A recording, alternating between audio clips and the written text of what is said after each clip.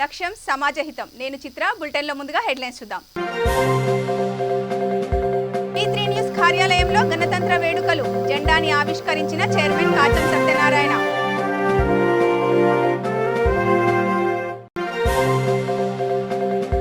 తెలంగాణ జనసమితి కార్యాలయంలో వేడుకలు. జెండాను ఆవిష్కరించిన సంస్థ అధ్యక్షుడు.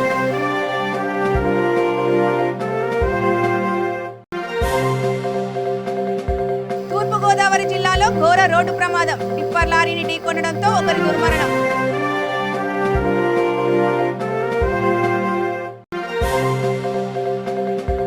జాతీయ రహదారిపై విద్యార్థులు ధర్నా. స్టాప్లో బస్సులు ఆపడం లేదని ఆందోళన. ఇప్పుడు డీటెయిల్స్ చూద్దాం. 73వ గణతంత్ర దినోత్సవం సందర్భంగా తెలంగాణ ప్రజలకు V3 news chairman lion doctor Kacham Satyanarayana శుభాకాంక్షలు తెలిపారు. భారతదేశ సార్వభౌమత్వాన్ని సగర్వంగా జరుపుకునే రోజు గణతంత్ర దినోత్సవమని ఆయన అన్నారు. భారత రాజ్యాంగాన్ని గొప్పగా రూపొందించిన అంబేద్కర్కు కాచం సత్యనారాయణ ఘనంగా నివాళులర్పించారు. గణతంత్ర దినోత్సవం సందర్భంగా V3 న్యూస్ కార్యాలయంలో యాజమాన్యం, సిబ్బంది వేడుకలు నిర్వహించారు. ఈ కార్యక్రమంలో V3 news director Kacham Sai, సిబ్బంది పాల్గొన్నారు.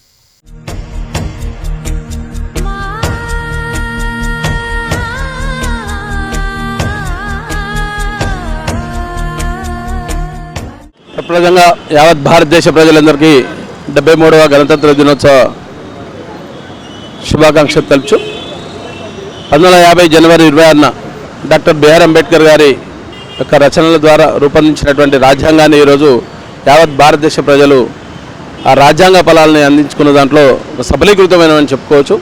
కులాలకు మతాలకు అతీతంగా ఈరోజు పార్టీలకు అతీతంగా యావత్ భారతదేశంలో ఉన్నటువంటి ప్రజలందరూ కూడా రాజ్యాంగానికి లోబడి రాజ్యాంగ ప్రకారం నడుచుకుంటున్నటువంటి నేపథ్యంలో ఈరోజు ఒక గొప్ప జాతీయ పండుగగా ఆ వాతావరణంలో మనం ఈరోజు 26 జనవరి అనేది జరుపుకుంటాం. ఇంకా ఇప్పటికి కూడా ఇంకా మారుమూల ఉన్నటువంటి కొంతమంది గిరిజన ఆదివాసీ ప్రజలకు ఇంకా రాజ్యాంగ ఫలాలు అందలేకపోవడం అనేది శోచనీయమైనటువంటి విషయం. 70 ఏళ్ల స్వతంత్ర పోరాటంలో 70 ఏళ్ల స్వతంత్ర సాధనలో ఇంకా ఆ రాజ్యాంగ ఫలాలు అందకపోవడం అనేది గత పాలకులు కావచ్చు, ఇప్పుడున్నటువంటి పాలకులు కావచ్చు, వారి యొక్క కృషి ఇంకా చేయాల్సినటువంటి అవసరం ఉందని చెప్పి ఈ సందర్భంగా మాట్లాడుతున్నాం. మరి ఈ రిపబ్లిక్ డే సందర్భంగా యావత్ V3 న్యూస్ ప్రేక్షకులకు, అలాగే వీక్షకులకు మరియు మా సిబ్బందికి అందరికీ కూడా మరొకసారి శుభాకాంక్షలు తెలుసు. గౌరవనీయులైనటువంటి అంబేద్కర్ గారు రాజ్యాంగంలో రాసినటువంటి ఆర్టికల్ 3 ప్రకారం ఈరోజు తెలంగాణ రాష్ట్రాన్ని సుసంపన్నం చేసుకున్నటువంటి విషయం మనందరికీ తెలుసు.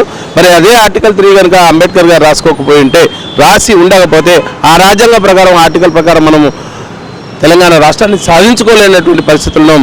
కాబట్టి ఒక గొప్ప మహనీయుడు తెలంగాణ రాష్ట్ర ప్రజలకు కూడా ఒక మంచి వరంగా మనకు అంబేద్కర్ గారిని చూసుకోవచ్చు.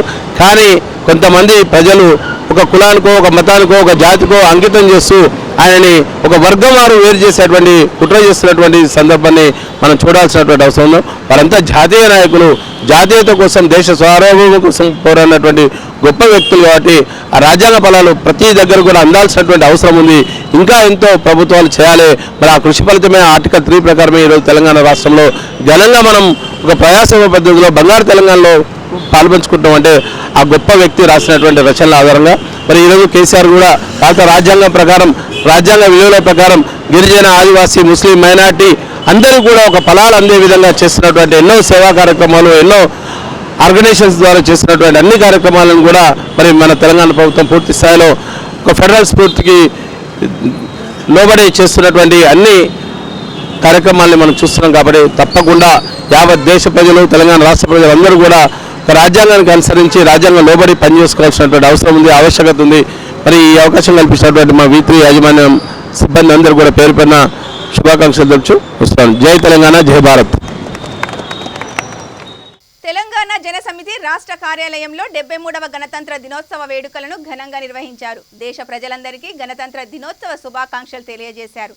రాజ్యాంగ నిర్మాతలకు ఘనంగా నివాళులర్పిస్తున్నట్లు వారు చెప్పారు.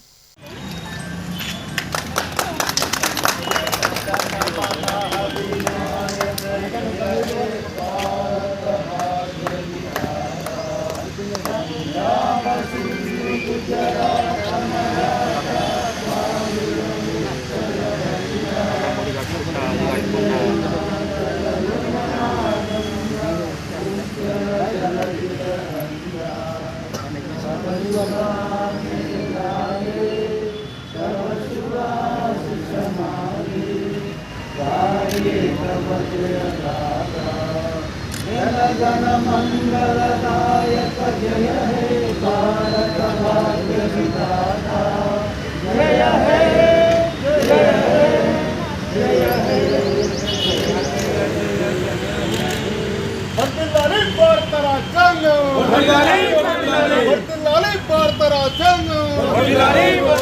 జోహార్ బాబాసాహెబ్ అంబేద్కర్, జోహార్ బాబాసాహెబ్ అంబేద్కర్, జోహార్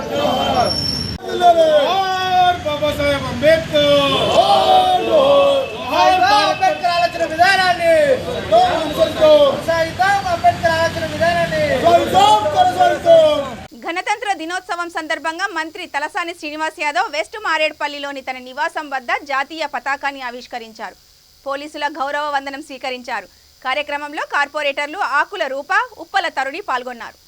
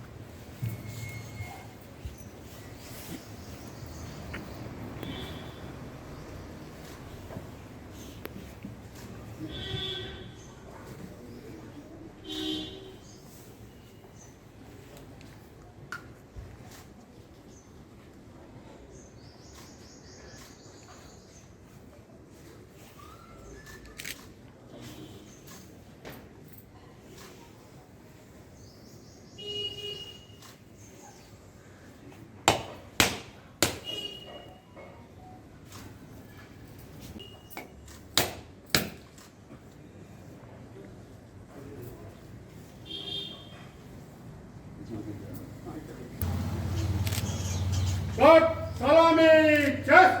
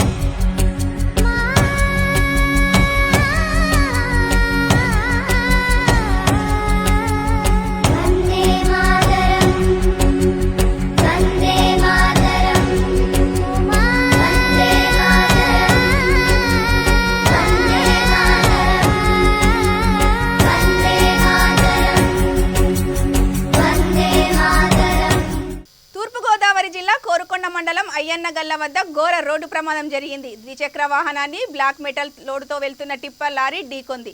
దీంతో ఓ వ్యక్తి అక్కడికక్కడే దుర్మరణం పాలయ్యాడు. గతంలో ఎన్నోసార్లు ఇక్కడ యాక్సిడెంట్లు జరుగుతున్నాయని ట్రాఫిక్ పోలీస్ సిబ్బందికి ఎన్నిసార్లు మొరబెట్టినా పట్టించుకోవడం లేదని స్థానికులు వెల్లడించారు. ఇప్పటికైనా అధికారులు స్పందించి ఇలాంటి యాక్సిడెంట్లు జరగకుండా జాగ్రత్తలు తీసుకోవాలని కోరారు.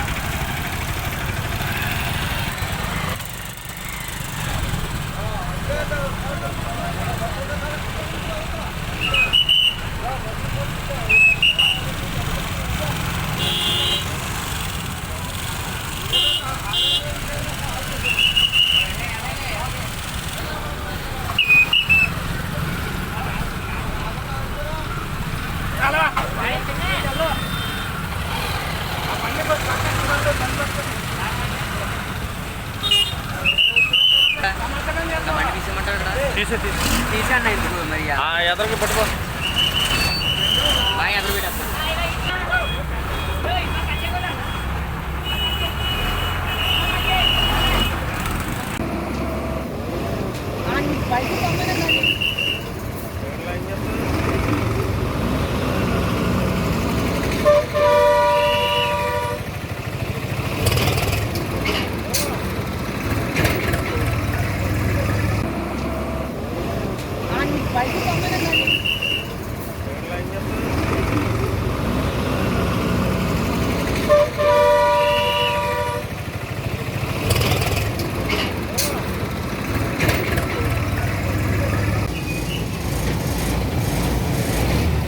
విశాఖ స్టీల్ ప్లాంట్ సాధనలో ఉద్యమకారుల పోరుబాటుకు ఆప్కో ఫ్యాబ్రిక్స్ సాక్షిభూతంగా నిలుస్తోంది.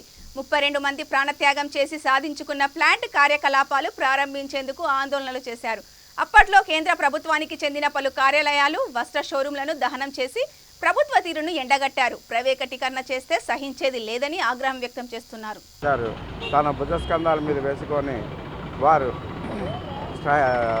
స్ట్రైక్ చేయడం జరిగింది. దాని ద్వారా 1969వ సంవత్సరంలో విశాఖ స్టీల్ ప్లాంట్ని ఫ్లాగ్ ఆవిష్కరణ చేసి 85లో నిర్మాణం పూర్తి చేసి ప్రజలకు అంకితం చేయడం జరిగిందండి. ఆనాటి నుంచి కూడా ఈయన కొన్ని సంవత్సరాలు లాభాలతో నడిచినటువంటి ఈ స్టీల్ ప్లాంట్ మేనేజ్మెంట్లో ఉన్నటువంటి లోపాల వలన దాన్ని నష్టాల ఊబిలోకి తీసుకువెళ్ళి ఇది క్రియేట్ చేసిందే తప్ప ఒరిజినల్గా దీనికి నష్టాలు లేవండి. ప్రభుత్వం ఒడంబడికలో ఇచ్చినటువంటి గనులని ఈనాడు మనకి ఇచ్చినట్టయితే ఇది మరింత ఉజ్వల భవిష్యత్తు కలిగి ఉంటుందని చెప్పేసి మేమందరం కోరుతున్నాం. ఇది ఎట్టి పరిస్థితుల్లో కూడా ఆంధ్రుల గౌరవమైనటువంటి Andhra steel plant, Visakhapatnam steel ప్లాంట్ని ప్రైవేటీకరణ చేయడానికి మేమెవరం కూడా సమ్మతించాం. ఇక్కడ ఎప్పుడు ఫైరింగ్ జరిగింది? ఇది 1973 ఆ టైంలోని ఫ్లాగ్ పైలాన్ ఆవిష్కరణ చేసిన తర్వాత కొన్నాళ్ళు స్టీల్ ప్లాంట్ ప్రారంభం కాలేదండి. ఆ టైంలో మళ్ళీ నిరసన ఉద్యమాలు చేసినప్పుడు 1973-74 టైంలో ఈ ఆప్కో ప్రాజెక్ట్స్ స్టేట్ గవర్నమెంట్ తాలూకా చేనేత రంగానికి చెందినటువంటి దీన్ని తగలబెట్టడం జరిగింది. ఆ మంటల్లో ఇది ఆహుతి అయిపోయినటువంటి షోరూమ్ జంక్షన్లో ఉన్నటువంటి వస్త్రాలయం అండి. ఇది ఆనాటి విశాఖ స్టీల్ ప్లాంట్ ఉద్యమానికి బలైపోయినటువంటి చిహ్నంగా ఈ ఆప్కో ప్రాజెక్ట్స్ ఈ కొత్త రోడ్లో ఉన్నదండి. నా పేరు చవాకుల వెంకటేశ్వరం. నేను కనకమహాలక్ష్మి మాజీ ధర్మకర్తను.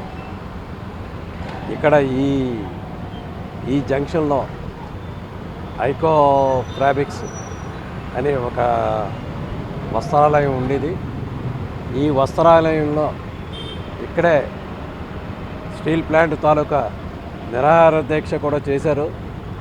గతంలో తెనేటి విశ్వనాథం గారు, బాటం శ్రీరామ్మూర్తి గారు, అలాగా తదితర చాలామంది నాయకులు ఈ స్టీల్ ప్లాంట్ ఉద్యమంలో పాడుకొని సుమారు 32 మంది బలిగొన్న ఫైరింగ్లో బలిగొన్న అందరూ వారి ప్రాణాలు త్యాగం చేసినా కూడా స్టీల్ ప్లాంట్ సంపాదించి స్టీల్ ప్లాంట్ వచ్చిన తర్వాత కూడా పోరాటం చేశారు. అందులో ఈ లాఠీ చార్జ్ జరిగినప్పుడు సుమారు కర్నూలు జిల్లా డోన్ మండలం కమలాపురం గ్రామంలో విషాదం చోటు చేసుకుంది. చాకలి చిన్న వెంకటప్ప కుమారుడు రామచంద్రుడు అనే వ్యక్తి చాలా రోజుల నుండి అనారోగ్యంతో బాధపడుతున్నాడు. దీంతో మనస్తాపం చెంది ఇంట్లో ఉరివేసుకుని ఆత్మహత్య చేసుకున్నాడు. సమాచారం అందుకున్న పోలీసులు సంఘటన స్థలానికి చేరుకొని దర్యాప్తు చేపట్టారు.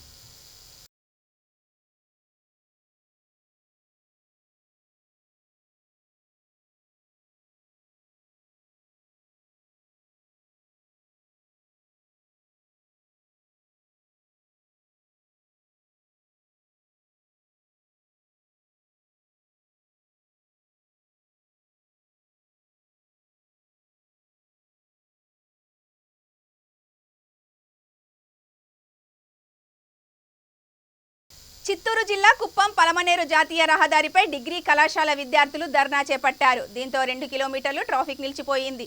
రహదారి పక్కన స్టాప్లో బస్సులు ఆపడం లేదని ఆందోళన చేశారు. రహదారిపై భారీగా ట్రాఫిక్ జామ్ ఏర్పడింది. గుడిపల్లి పోలీసులు సంఘటనా స్థలానికి చేరుకొని విద్యార్థులకు నచ్చజెప్పడంతో ఆందోళన విరమించారు.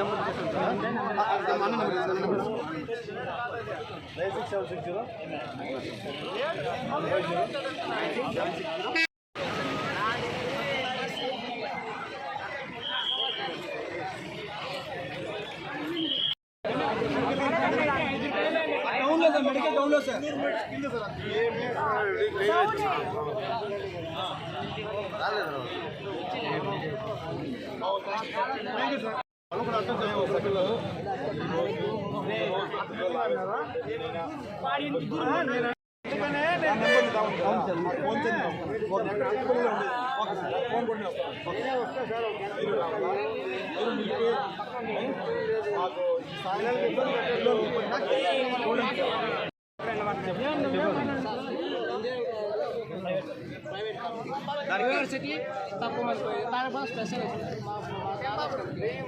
సార్ మా కాలేజ్కి ఎందుకు వెళ్ళారు సార్ చెప్పండి సార్. ఒకే ఒక రీజన్ అంటే ప్రైవేట్ కాలేజ్ స్పెషల్ అంటే గవర్నమెంట్ స్పెషల్ లేదా?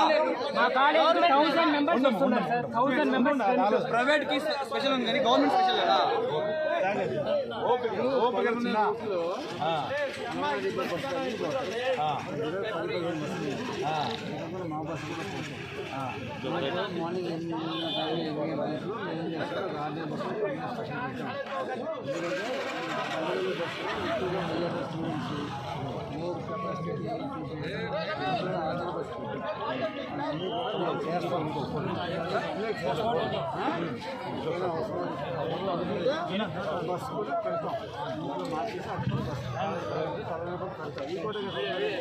స్టాప్ పెట్టినా రిక్వెస్ట్ స్టాప్ పెట్టినా ఎవరు నిలబడలేదు.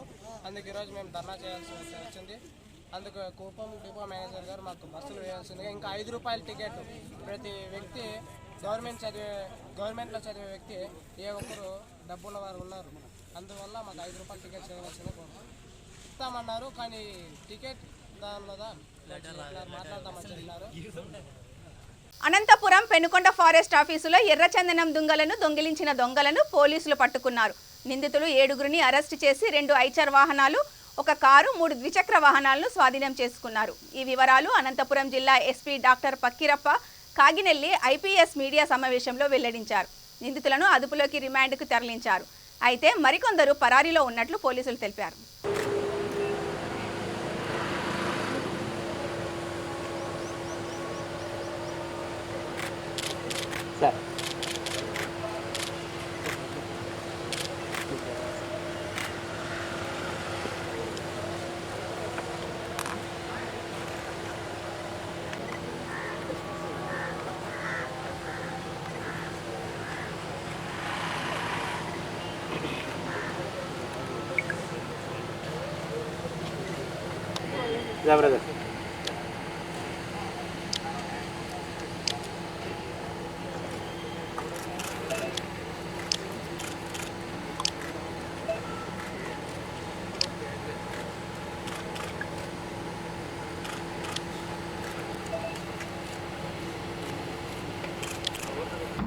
ఈరోజు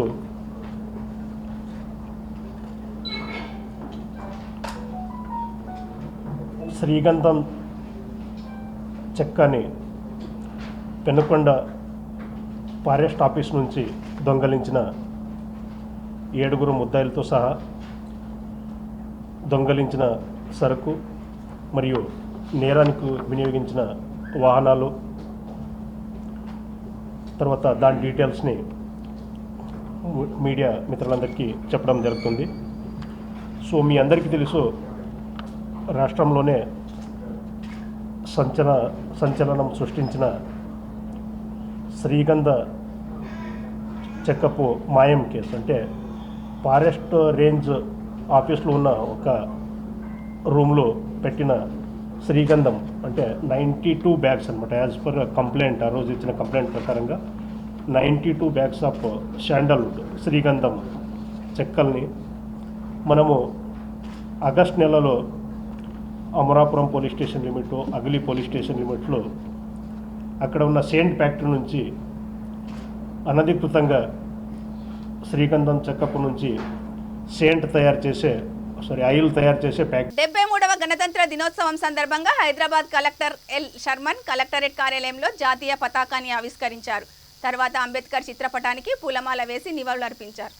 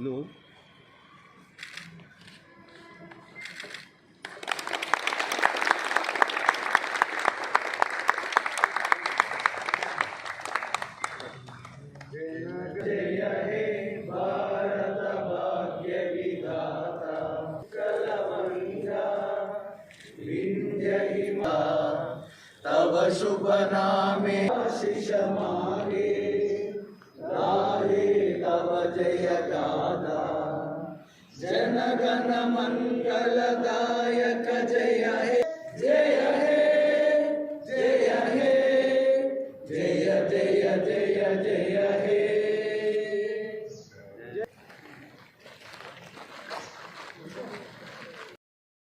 బులెటిన్ ముగించే ముందు హెడ్లైన్స్ మరోసారి.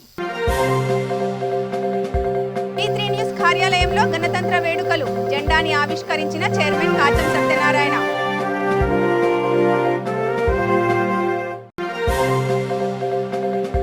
తెలంగాణ జనసమితి కార్యాలయంలో వేడుకలు, జెండాను ఆవిష్కరించిన సంస్థ అధ్యక్షుడు.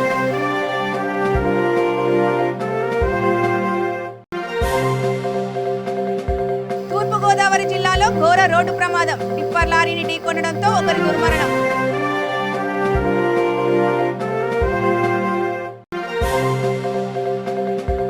జాతీయ రహదారిపై విద్యార్థులు ధర్నా, స్టాప్లో బస్సులు ఆపడం లేదని ఆందోళన.